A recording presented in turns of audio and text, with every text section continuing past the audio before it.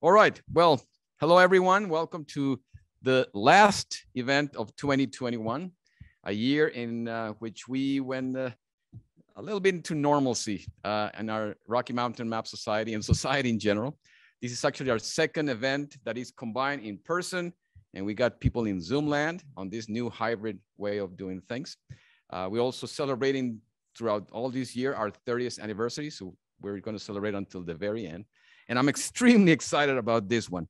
But before we get started with our speaker, I think first of all to History in Colorado, Kevin, that is doing a great job here, recording and everything. Sean, that was going to be here. She's also helping us with setting up all this. In fact, they're going to have an event, but probably who can tell us all about this is our Director of Programs, Naomi Heiser, that can tell us what's coming up. Thank you. Is this coming through Zoom okay? Good. All right. So welcome to the last in-person program for 2021. Please keep an eye out for the spring 2022 schedule. We'll be working on that soon. The next map-related program that you're all invited to is on November 17th. That's only in person. It won't be available remotely, but it's right here at History Colorado. Is it in this room, Kevin? It'll be in this room. You're not sure? Okay, we'll figure it out. So it's a program where Sean, who I think is still helping people come in, and Craig Haggett, is that you out there? And Craig, will show and compare rare and historical maps of early Denver from the collection in this building and from the Denver Public Library collection. If you want to attend as a Rocky Mountain Map Society guest, would you please let me know by tomorrow, and we're going to buy a little block of tickets for the people who are going to come, and then Wes and I are going to come and meet you. On the 17th, it's at noon. It's a lunchtime program. Also, just to let you know, for this spring, I've been working with Ron Grimm from Washington Map Society to get some speakers on the spring 2022 remote schedule for the whole group of map societies in the US, and you can look forward to those. And those will all be remote, so you can join them when you want to. And I'll send out email reminders for all the rest of the remote programming for November and December so that you can attend those via Zoom also. And I'm really excited to hear Wes's talk tonight. It's been in the works for a while, and it's going to be really good. So thank you. All right, everybody, get ready for a great event. We're going to have two personalities, one talking about another one. The another one was José Antonio Alzate y Ramirez. He was a Mexican priest in the 1700s in New Spain, but he was also a scientist, a true man of the Enlightenment. And he dealt with all sorts of natural sciences, chemistry, physics, astronomy, meteorology, even botany. In fact, he will be right at home here with us in Colorado because he was one of the first proponents to legalize a plant called cannabis. Because back then it was felt that the effects were coming from the devil or things like that. But he thought, no, this is a great plant. It can have great medicinal effects. So he was not a good friend of the clergy back then because everybody thought he was crazy, but he one of the first proponents. So he will be right at home here in Colorado. One of the things he also strived for is to not only get the direction from Europe in terms of science. He felt that it was important to have also scientific contributions from New Spain, from natives and people that were born and lived there. And also a big proponent of disseminating this science so that everybody could have access to that and not just the academic circles back in Europe. And so this also alienated a lot of the people in academia back then. And one of the things he was very fond of is on disseminating science. He wanted to know people in New Spain, their place in the world. Believe it or not, people back then, they will be born and then die without knowing where they were with respect to the world. You will just have your town, north, south, but you will never, ever see a map because there were no printed maps in New Spain because Spain didn't want to have people know their secrets. So there were no printed maps back then. So he insisted that something like has to be done.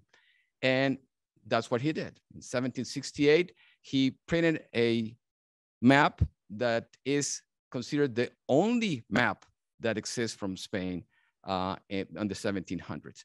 And he decided that people should see it, and it was published.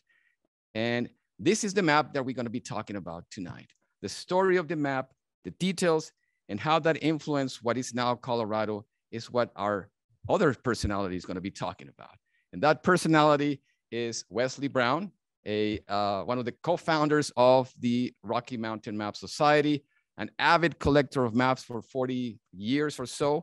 And he has been, since he obtained this map, one of the very few copies extant of this map from Alzate, he has spent probably a couple of years studying all things about it. He published a great article in the IMCO's journal, and he's going to tell us tonight about what this map represents in terms of the history of New Spain, Mexico, the United States, and Colorado. So Wes, take us back to 1768 and give us a hint of this fantastic map. Let's welcome Wes. You can see who would really like to be giving this talk tonight. As a matter of fact, a good part of what I'm going to be saying, you've already heard a good lengthy preview of what I'm going to be talking about. And I don't want to start without thanking Naomi. You know, she's the one that does most of the work of anyone in the society, putting these meetings together and the notices together and all. It never ends. So we thank you for all the work that you're doing. Can you see the screen okay, or should we try to dim the lights a little bit? Because what do you think? Are you good? Let's see if we can, Kevin, if we can dim them just a little bit, but not all the way out. I'm going to be talking about this wonderful map that our president and I both adore. And the original is right over there on the table. So you'll be able to go look at it afterwards, and hopefully some of you looked at it already, but after we're finished, you'll have additional things that I think you'll find of interest to it. And I don't have that clicker, so no, I think that's good. The lighting is good. If you will click to the next slide, and I'll just say next after each one. We focused okay? Yeah, it's good. I have my glasses on. That's why it's out of focus. In 2007, I attended the Festival of Maps in Chicago, which is a multi-day extravaganza. And the Newberry Library had a big exhibit on mapping the West. And as I rounded the corner, I came across this framed map. And I couldn't believe it. All of New Spain, the area of Mexico and the Western United States today that was controlled by Spain, that's what we would call New Spain at that time. It showed all of New Spain. It was based on Spanish information. It showed information north of Taos, above the upper Rio Grande.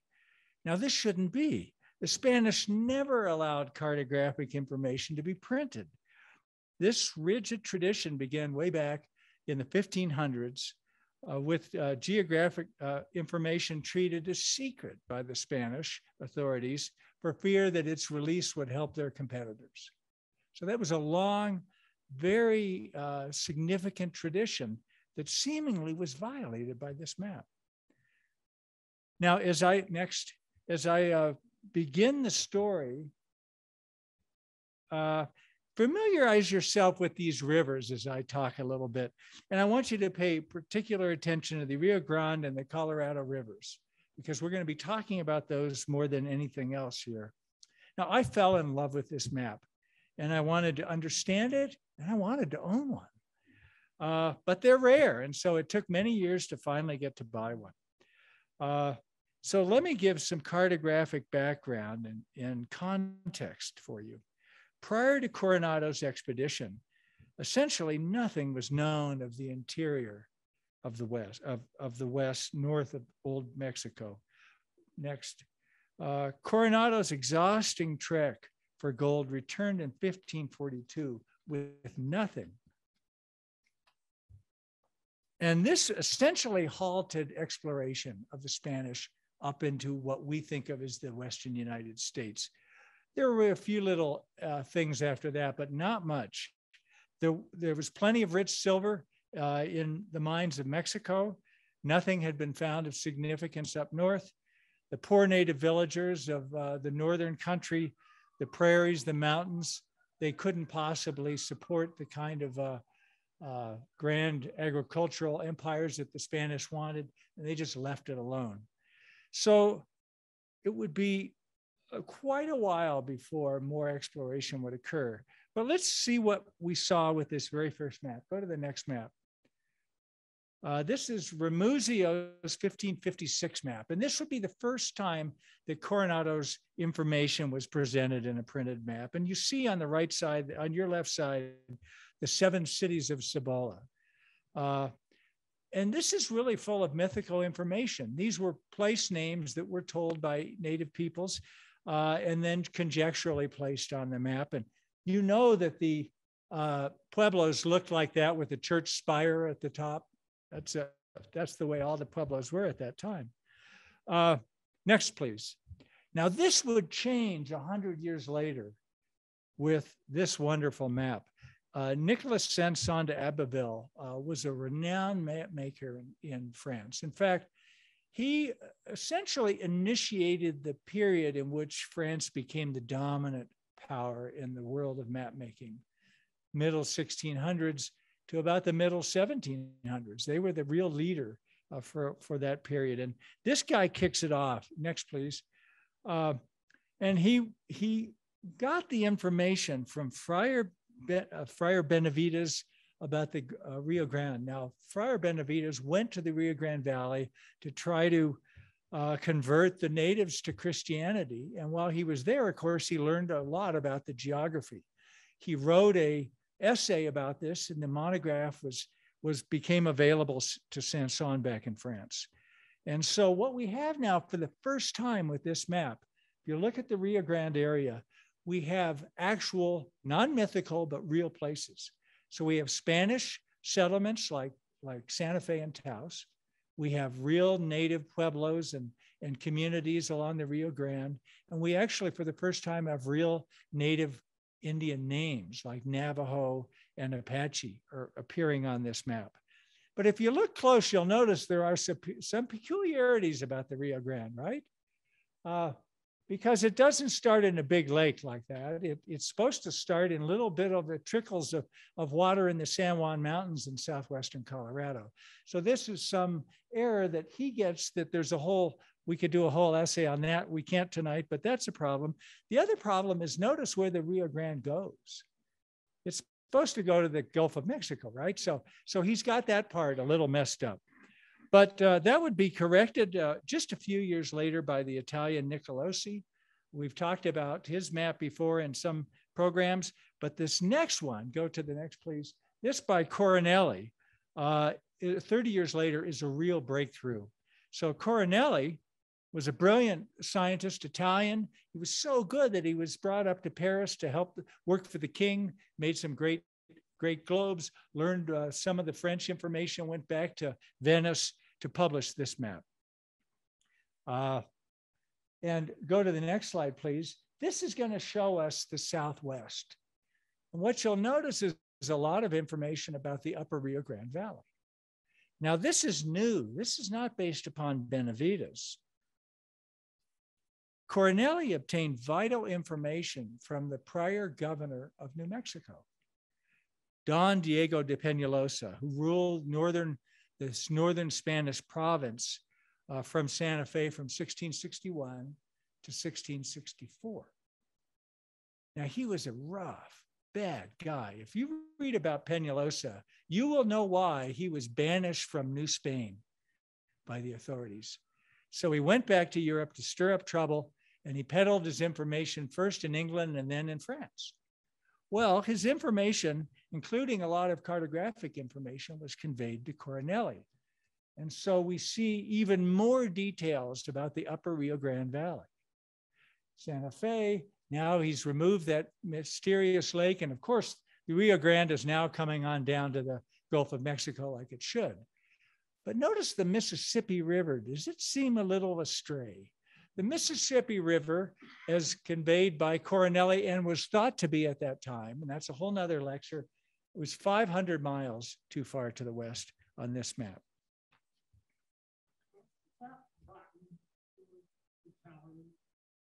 Is this what? The language. The language is Latin or Italian. Is it Italian? Thank you. It's Italian. This is what I was about to say. Thank you, Angel.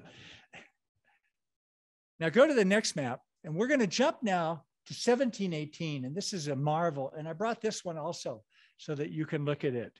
This is by Guillaume de Lille, and it represents the kind of the culmination of the French information gathered up about the Mississippi Valley.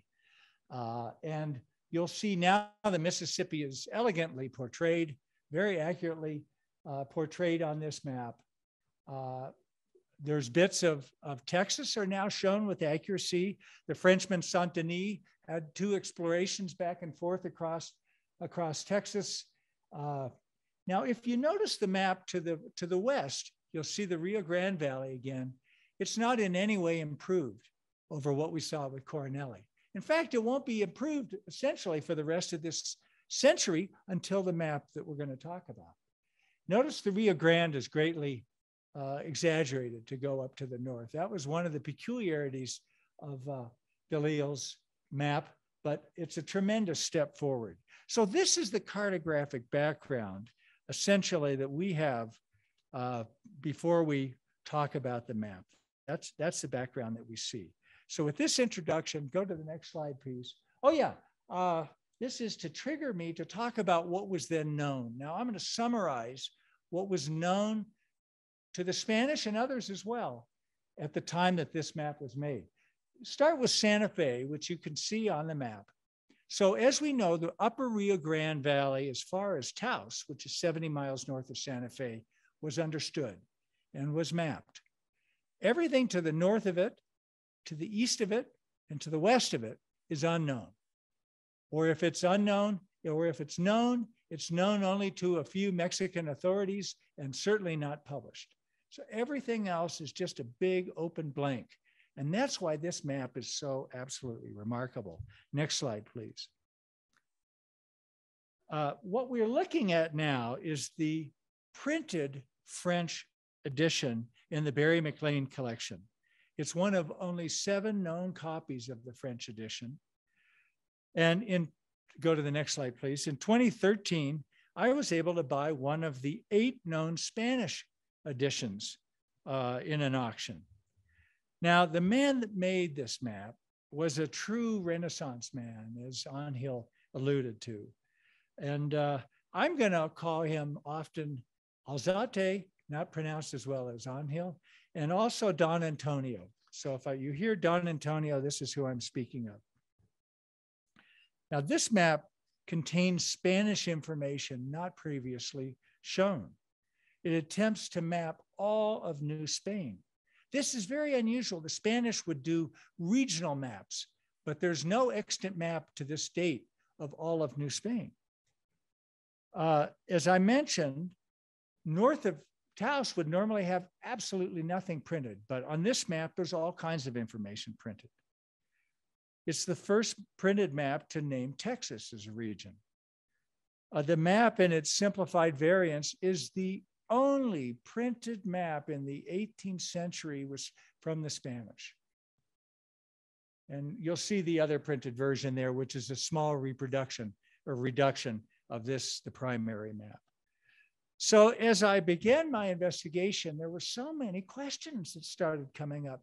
Many authors had written a little bit about this, but there was lots of confusion and nobody had taken the time to dig in. So it was printed, the printed map is attributed to Alzate, but was he really responsible for it? It wasn't so obvious because you'll see this map is very different from the manuscript map we know he made just the year before. If it was made by Alzate, why send seemingly valuable Spanish information to the French? That was a big no-no at that time. The map was dated 1768, but evidence suggests it was printed much later. It was published in 2 editions, one French and one Spanish. Well, who were the publishers? Neither stated on the map. Which came first? When were they printed? There are only 15 copies in the world that existed this map with 4 different printings. It's surprising that so few would have survived. there was the general custom of map makers to copy anything new that another map maker came up with. Why didn't this map have a bigger influence on the European map-making trade? So these are all questions that I set out to answer, and I'm going to spare you. I thought about doing this story as the saga of solving these problems. And then I thought you didn't want to spend that extra hour.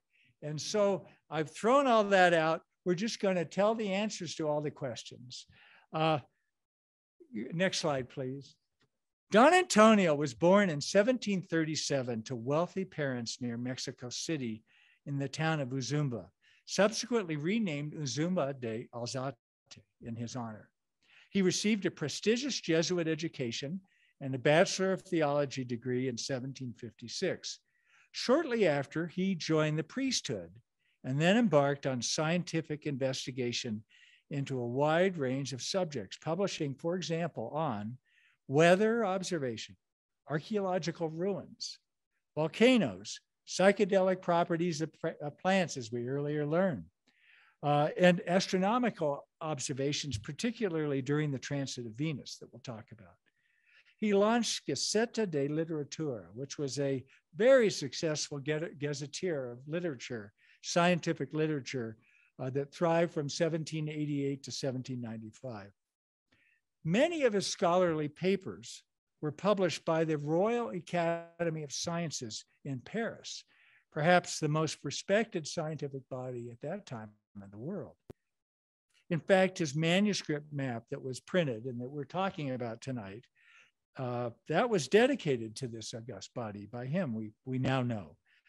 Don Antonio became a leading advocate of Enlightenment principles, as we talked about, and the scientific investigation, and he was a big fan of trying to better understand the New World. He was elected to the French Academy of Scientists in 1771, being its only New World correspondent, which is a tremendous honor for a colonial at that time. Next. So well respected was he that in 1884, when Mexicans created a scientific society, its National Scientific Society, it was called the Antonio Alzate Scientific Society, which later became the Mexican National Academy of Sciences. And his name still graces the journal to this day. It's part of the cover of the journal to this day. So he was a remarkable man that certainly a scientist like our president would really respect what he had done, and so do I. So now I'd like to summarize his surviving maps. Next, please. Don Antonio was not a trained cartographer, but he supplemented his own geographic and astronomical evaluations with the study of official manuscript maps that were stored in Mexico City. And with no training, he resolved to produce a map of the entirety of New Spain, a vast, largely unknown area at that time. Next, back to the one way. His first surviving manuscript map is this massive map. It's about this big. It's of New Spain and it's dated 1767. I want you to pay attention to that date because it'll come up over and over. This is the first manuscript map produced a year before the map of our primary discussion. I'll be referring back and forth to this first map. You see here that it's bounded with vignettes of animals, birds, native peoples, and it covers this vast area of North America all the way to the 44th parallel, which is up like the north of about where the Wyoming border would be. Next. A second, smaller manuscript of New Spain also survived, dated 1772.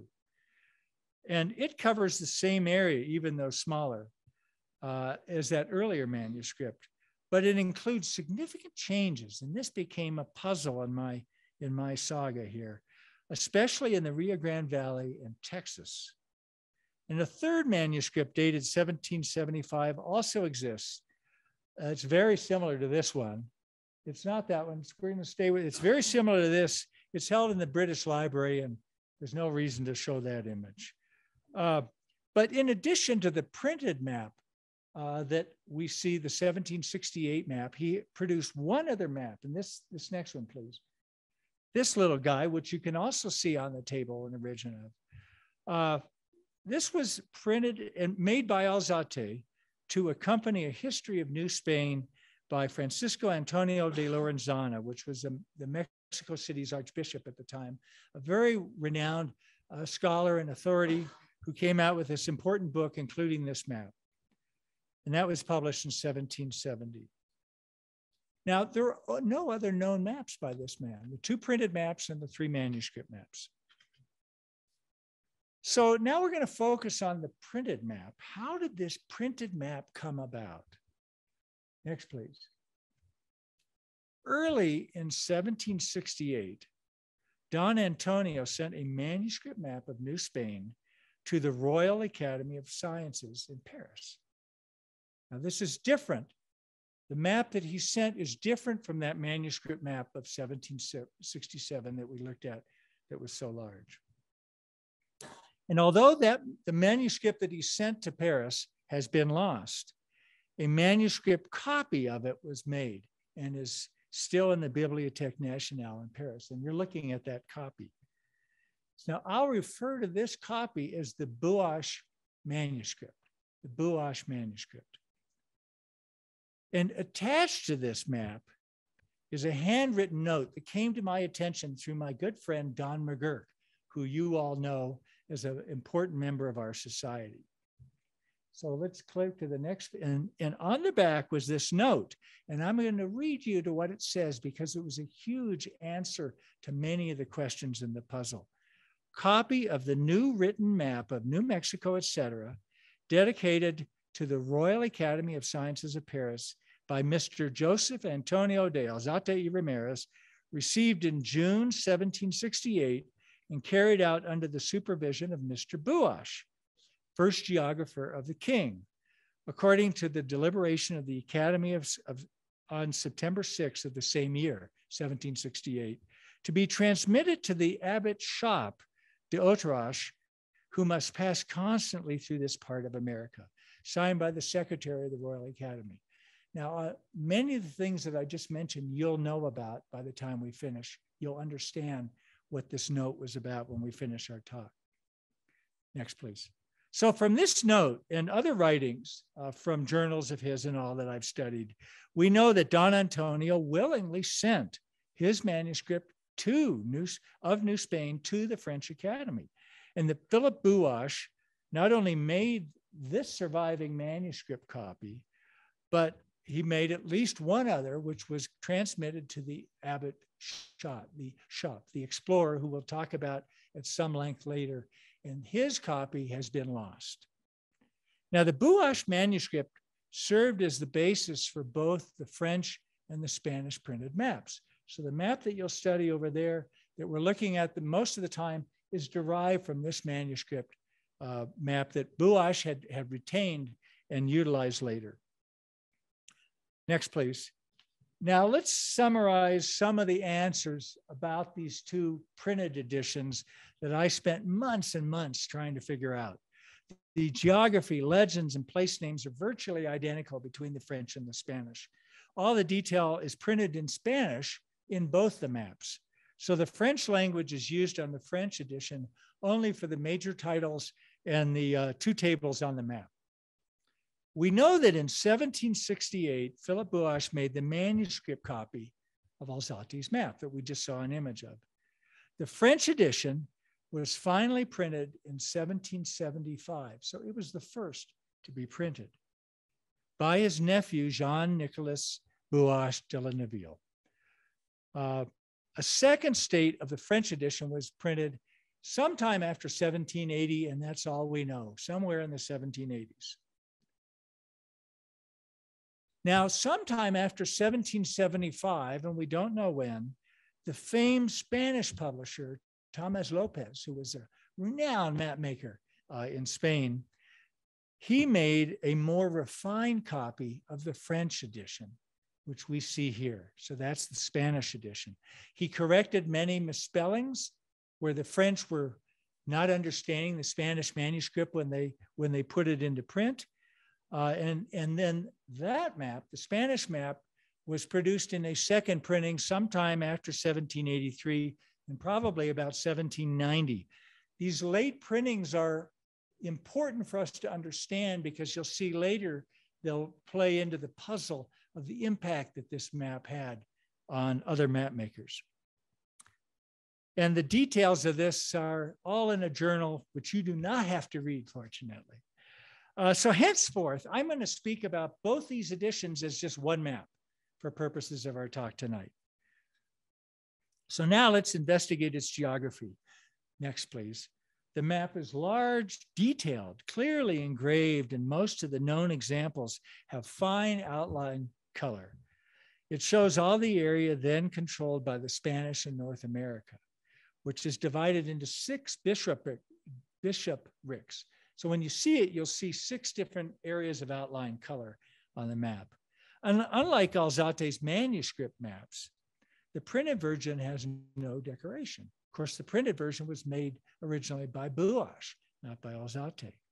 It's surrounded by both latitudinal and longitudinal scales. It's a very scientifically made map. The longitudinal scale uses, what do you think, Greenwich? Nah, it uses the island of Faro, which is the westernmost of the Canary Islands, as its prime meridian. And that was typical at the time for the Spanish. The map is unusual in that it covers all of New Spain. Now, most of the detail of the map is concentrated on central Mexico, and you'll see that when you study the map. And that's quite accurate. And therefore, I'm not going to talk about it at all. This man would be able to, he pointed out where his town, right? You showed us, what's the name of your town? Well, outside of Chihuahua, near Chihuahua, he was able to locate where his town was as part of Chihuahua. The information on the northern portion of this map, of course, is very sparse, but it's much of it's erroneous. But of course, nothing was known of this area. And so this is better than anything we're going to see on any other map of the time. And so I'm going to concentrate my talk from here on about the northern area that would become the United States. So let's begin with Texas. The map shows 4 active presidios.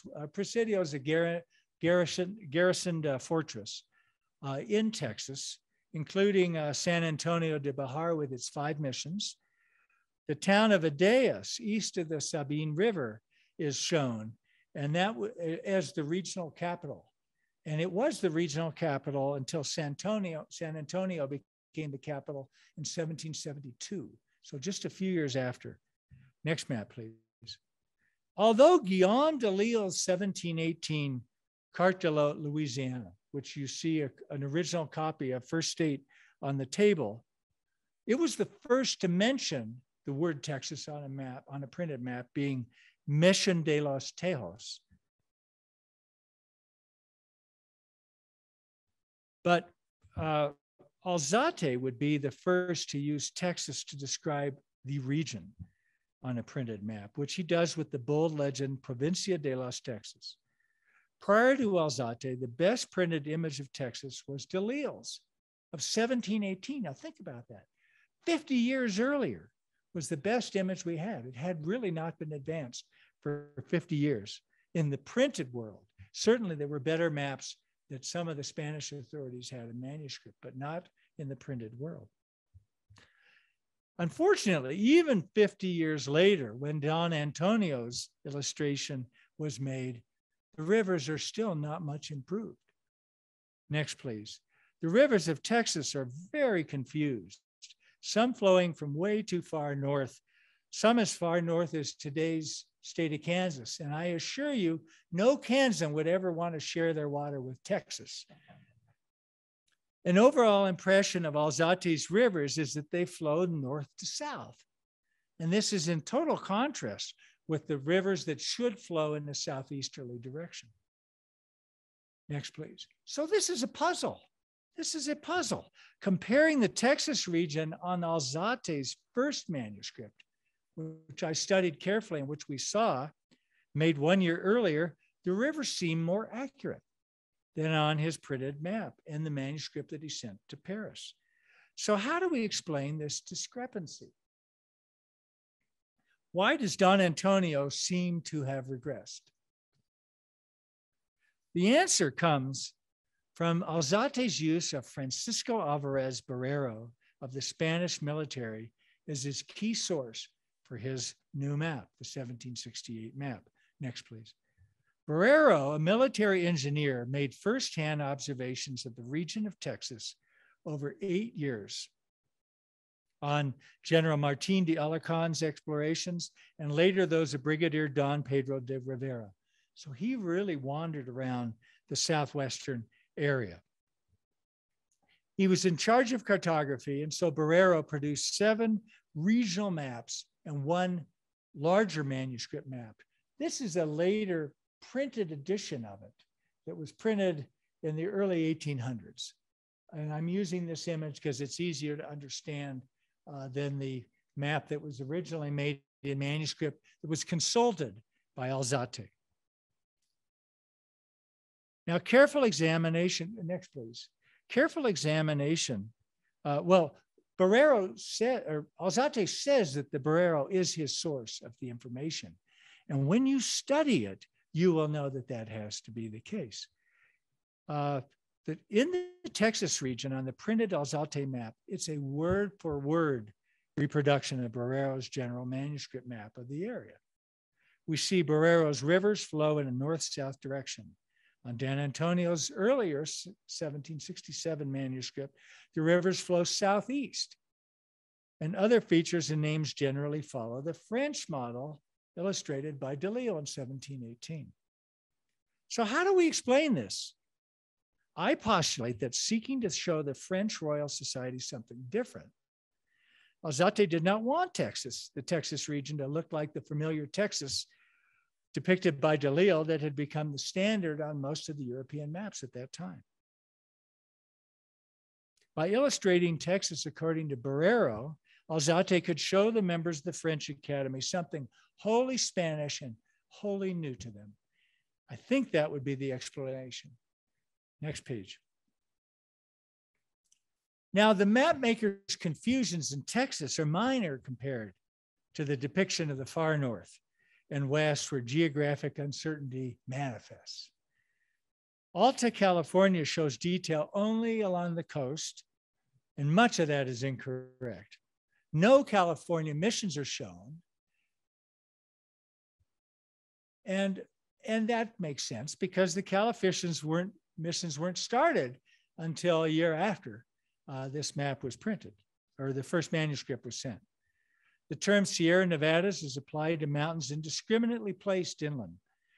And I have time to only concentrate on 2 features, but I want you to know each one of these place names is a whole little investigation that one can do. Next, please.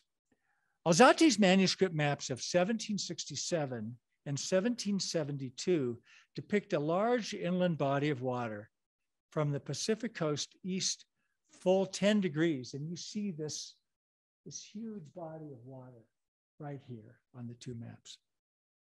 This is the Sea of the West. And many of you are familiar with that because Don McGurk, our member, has done so much investigation and publication in that area. Now, the Sea of the West does not appear in the 1768 printed map, as its northern boundary only extends to 42 degrees, which is just south of where the Sea of the West should be. It would be like right along here, right along that spot there. Next, please. Only the strait that leads to the Sea of the West is shown on the printed map as it moves northwest to the upper border. Now, Philip Buash, who oversaw the preparation of the manuscript map, from which the printed map derives, was one of the most ardent of all the advocates of the mythical Sea of the West. Now, we clearly know that Alzate believed in the Sea of the West too, because it's on his manuscript maps before and after this was made. So I puzzled again. Why was that not shown on this map? With both Alzate and the French publisher believing on the myth, it's surprising to me that Alzate's restraint in establishing the 42nd degrees as the map's upper limit. However, doubt about the myth was really growing by 1768. Perhaps Alzate did not want to gamble on this controversy with something that he was sending to the Royal French Society. Next, please.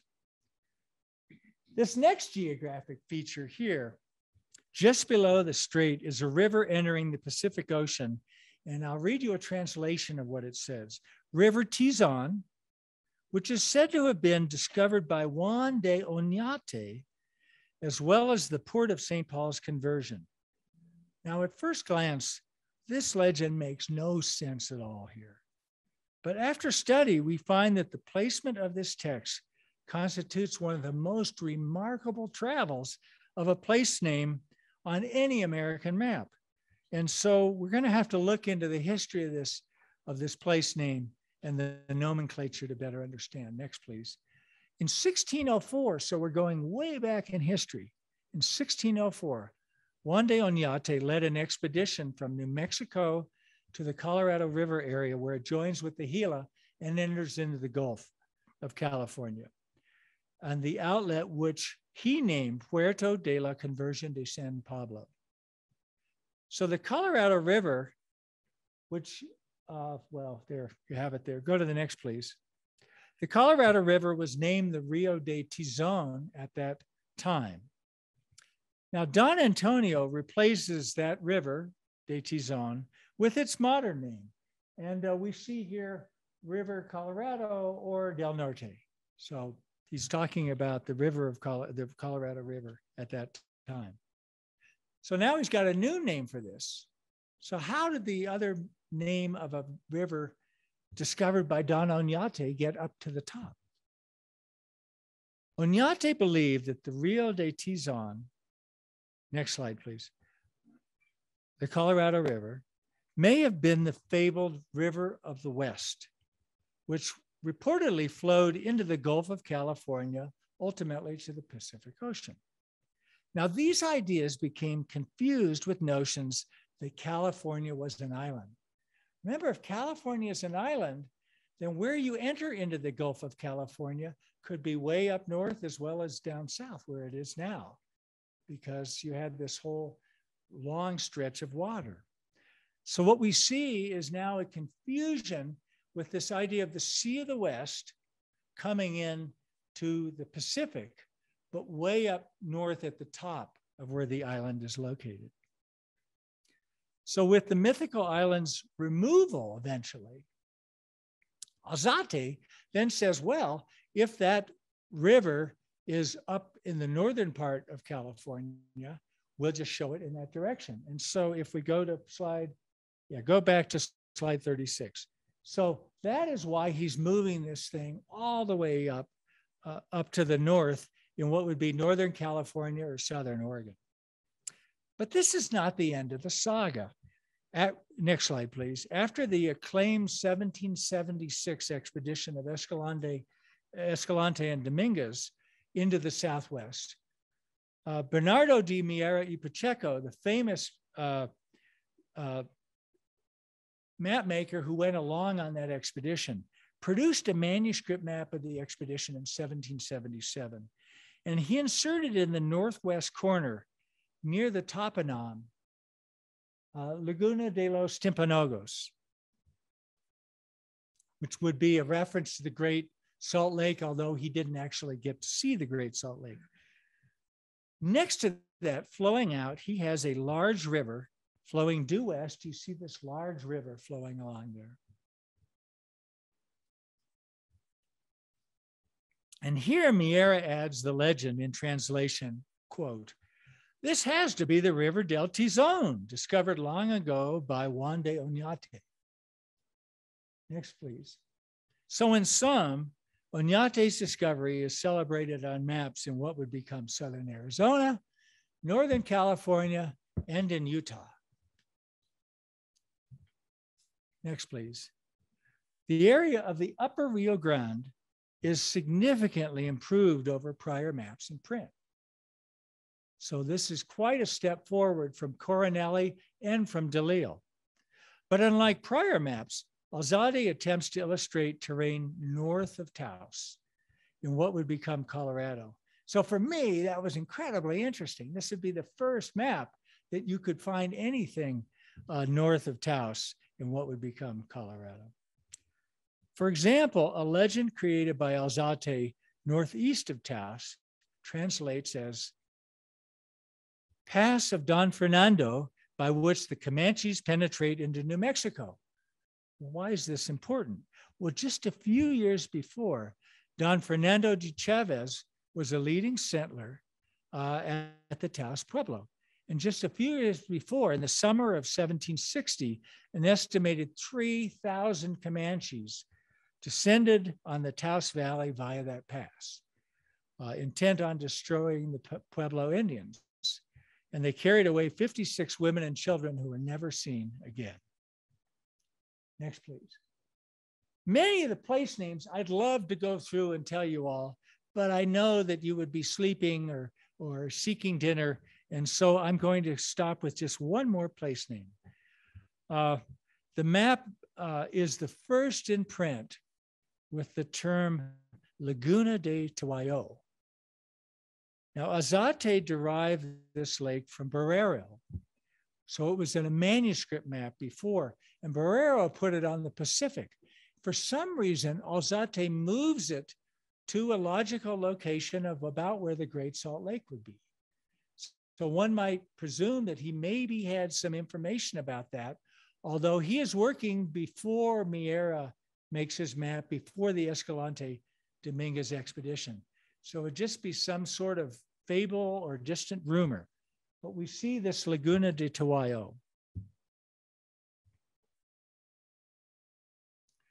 Next, please. The place name Tuayo is very interesting to me. It's a Navajo word referring to the Indians of the Great Basin, and I'm giving it its native Navajo pronunciation.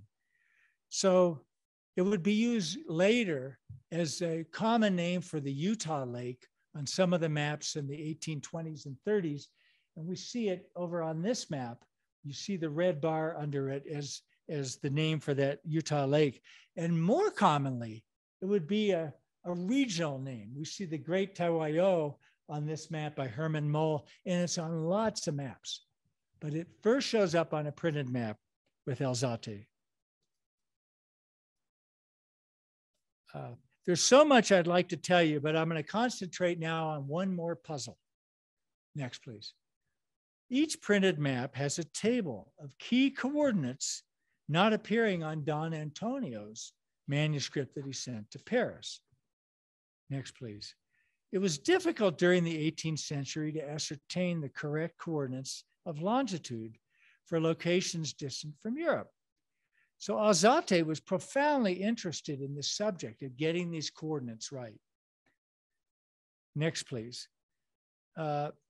In New Spain, 3 locations received the greatest interest from scientists: Veracruz on the East Coast, Mexico City in the center, and Cabo San Lucas in Baja California. Indeed, Alzate states, and I quote, "Thus, from these 3 calculations alone, the true geographical position of New Spain can be considered certain."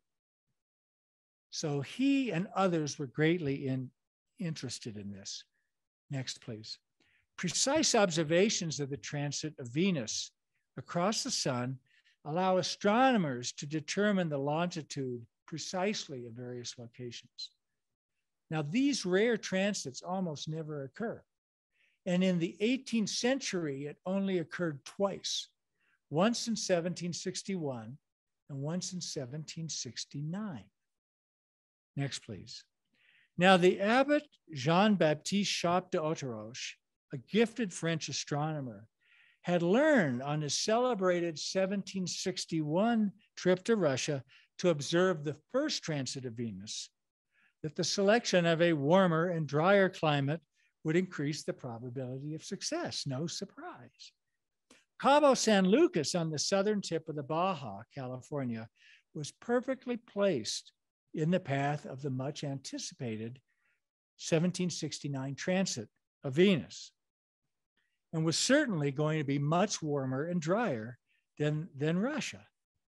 So after difficult negotiations, Charles III of Spain agreed to a joint French and Spanish expedition to Cabo San Lucas.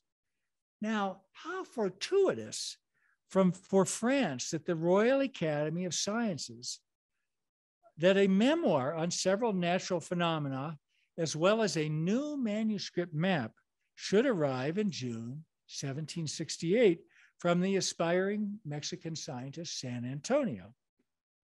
This rare and presumed accurate geographical information about New Spain contained in the map would be of great use to shop.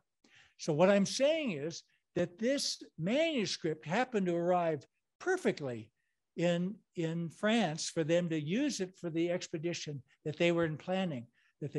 In fact, one wonders if they possibly communicated with Alzate to ask him for this information, and that's why it was sent. But no such letter or correspondent has been found to confirm that. So this rare and presumed accurate geographic information would be of tremendous use to shop on his expedition. So as we've learned, Philip Buache hurriedly prepared two copies, one that survives in Paris that we've seen the image of, and the other was made for Shop's expedition before it left Paris on September 18th, 1768. Now they went to Cabo San Lucas, where he was joined by Spanish and Mexican astronomers to make vital observations of the transit of Venus. And although it was successful in its observations, next please, the trip proved disastrous for the French and Spanish scientists. Shop and most of his companions died in a local epidemic. This resulted in a delay in preparing the results, which were not completed until 1772 in France. And Buache didn't get around to publishing Alzates Map until 1775. So when it was finally published, both editions contained this new table. It didn't come from Alzate. It came really from this French scientists adding this table of this new, more accurate cartographic information. And we know that Alzate later states in one of his memoirs that he strongly approved of the addition of these tables to his map. Next. So when it was finally published, I'm sorry, I jumped one ahead, back please. When it was finally published, both editions contained the new table. And one of them, the French edition on the left, very clearly acknowledges Abbot Shop's expedition to the Baja to get that information. And not surprisingly, the Spanish edition fails to mention the Frenchman. Next, please. Now, with all Alzate's efforts at accuracy in his coordinates, he failed to impress Alexander von Humboldt. Writing in his geographical introduction to Humboldt's famous political essay on the Kingdom of New Spain, the great baron assessed the various calculations made by prior astronomers. And he states, and I quote, "This Mexican ecclesiastic, whom the Academy of Paris named one of their correspondents, displays more zeal than solidity in his researches. He embraces too many things at once." And indeed, that was a characteristic of this man. But in Alzate's defense, Humboldt developed his calculations using superior equipment and improved tables available 35 years after Alzate did his work. Now let's tackle another puzzle, and that's the impact of the map. Next, please. During the 18th century, Alzates would be the only detailed printed map of New Spain, Spanish map of New Spain. Upon its publication in 1775 and later, I would have expected that other map makers would follow the common custom of copying the information from such a noted and local authority as Alzate. And yet, overall, it seems to have had very little impact on maps published by major European printing houses at that time. Next. It was copied by Pierre-Marie François Depage to illustrate his book, chronicling his voyages. It's a well-known book. It was also used as a base map for a series of regional maps of New Spain produced by Juan Lopez, the famous Thomas Lopez's son, in 1803, so a generation later. Next. Alexander von Humboldt reported that he also utilized the 1768 printed map during his investigation in the archives of Mexico when he was there in 1803. But these are the only uses of Don Antonio's map that I've been able to find anywhere. Amazing to me that such a remarkable map would have had such a little impact. How can we explain this? Well, first, the map may not have been seen by most. The information without approval of the Spanish authorities might have been narrowly distributed. According to Alzate, not a single example reached Mexico until 1792, 24 years later. 1792, not a single example was printed that got to Mexico. As discussed, very few of the maps survive, and perhaps the print runs were too small to have an impact. An additional explanation concerns the actual date that the maps were printed, not when it was made, 1768, when this information would have been of profound use, but later when it was printed. Next, please. By the 1780s, map makers with access to print to Spanish manuscripts would have been far more impressed with Urrutia and Lafora's maps of 1771 that reflected the Great Northern Inspection of Marquis de Ruby and Amira y Pacheco's 1777 map of it, the Escalante and Dominguez expedition. But of course, these manuscript maps that would have completely overwhelmed the quality of the Alzates maps, these were not known in Europe at the time. But beginning in the 1790s, important information was emerging from the French and the English explorers in the Northwest, and they would be revealed in the maps of Aaron Smith and Victor Collot during that decade. So I think what probably happened was that by the time these maps were printed in people's hands, which is probably the late 1780s or 1790s even, it wasn't that impressive anymore. Next, please. So a question remains as to why, in view of Spain's long tradition of secrecy, did Don Antonio dare to send such confidential geographic information to the French in 1768? Eager to publish his scientific papers with the prestigious French Society, he clearly hoped to impress them by including a detailed manuscript map dedicated to them. But was this a treasonous or a reckless act? I think it was not, and I'm going to give you 4 reasons. At this time, the Bourbon King Charles III had dominated the Spanish court as well as Carlos III, enabling greater cooperation between previously hostile neighbors. A second factor was that Charles III was an intellectual liberal, and he also expanded academic and commercial freedom in France and Spain during his reign. A third factor, 5 years before Alzate sent the map, the French and Indian War had concluded with the Treaty of Paris. France had ceded all territory west of the Mississippi River to Spain. So the French were no longer a threat to Spain as they had been before.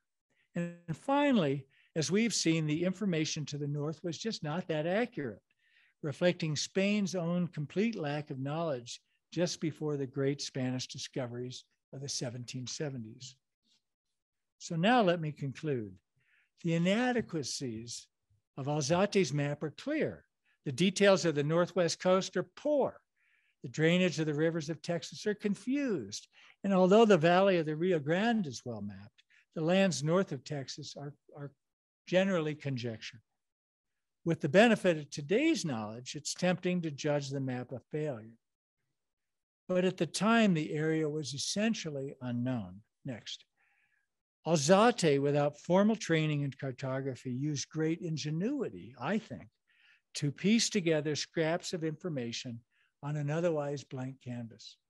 Expressing humility in his 1772 geographical memoir, where he's praising other sources that he utilized, he states, and I quote, "I am not so arrogant that among them, these other sources, I would number the general map of the kingdom which I have executed. I lack that which is most essential to give them perfection." But no other Spanish map that survives before this date attempts to illustrate all of New Spain, and no other Mexican dared to share information that would be published in Europe. In risking the wrath of the Spanish authorities, Don Antonio states that, and I quote, "Moved by the good of the nation, I might try to serve by reducing its geography to a better state." So he was a scientist seeking to understand his surroundings and to bravely share his knowledge with others. And with its many faults, the map was still the best information about this vast unknown land to be printed until the last decade of the 18th century. So I consider it a landmark in the history of North American Southwestern cartography. And thank you.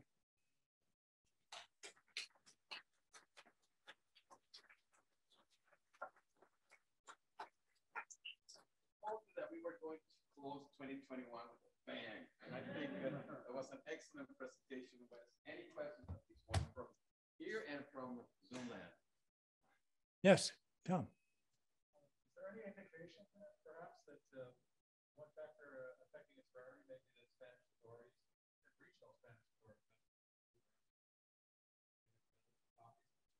Well, we don't have evidence of that, but I've speculated on that.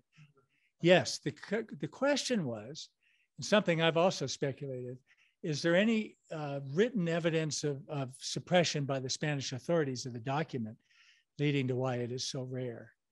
And I haven't found that yet. Yes, sir.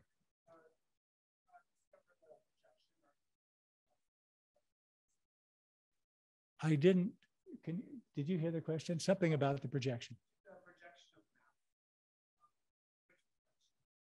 I did not investigate what projection was used on the map. Anything online? Okay. Well, that's great. Thank you very much. And we'll stop now and you'll have time to take a look at the original. And we'll leave Alzate's handsome picture up here for us to admire. Yes, sir, Tom.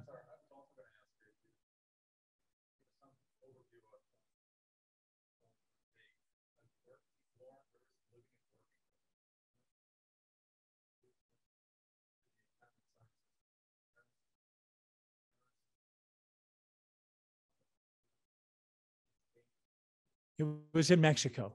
What we know is he spent almost all his time in Mexico. I have not seen any references to trips to Europe that he occurred.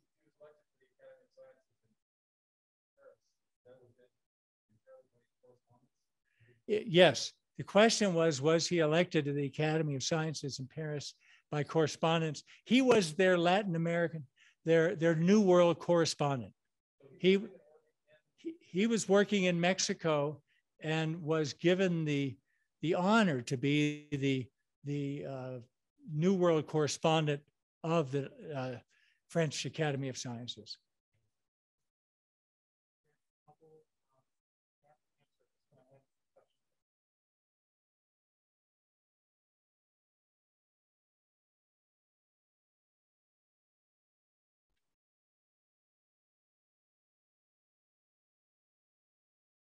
Nothing yet. So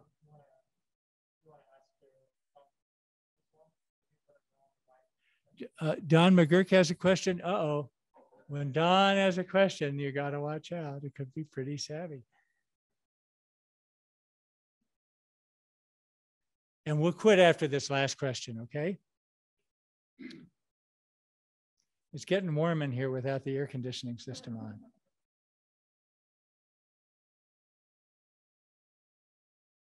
Well, Don's question will have to be asked in private correspondence at a later time. Thank you all very much for coming tonight. I really appreciate it.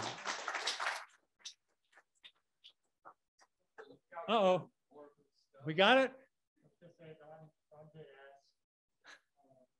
you got the map, were there any misconceptions or surprises?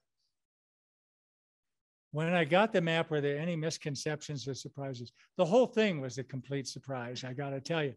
And Don may remember, as I was working on this map, I wrote a whole essay based upon the theory without knowing about that information that was on the back of the map. And I had a completely different direction for everything. I had pages and pages written based upon an analysis of the 1777 manuscript map upon trying to figure out why it changed and all this. And then actually with Don's help, I was sitting in his home and he went onto the Bibliothèque Nationale site and he found that the copy of the thing that was pasted on the back of the map, which had never been reproduced by anybody. No examiner, no map person had ever seen it before. I hadn't seen it. Once I read that whole explanation, it changed everything. I was so sickened and blown away by all my work that was just useless that I just put it aside for 2 months. I couldn't touch it. And then after 2 months, I'd recharged my batteries and I rewrote the whole doggone paper based upon that new information. So we'll stop there. Thank you very much and take a look. Be on the lookout for next year's program that Naomi's going to put together. And feel free to talk to Wes while I have to go home. And so I'll get to you the rest of the Hey, one more. This is an extra copy if anybody wants Calafia, which is the California Map Society's magazine. It's full of lots of little 2- and 3-page articles. That's an easy read. Somebody please take this tonight. Thanks so much. And next week, Craig and I are doing our maps here at noon on Wednesday. Thank you so much.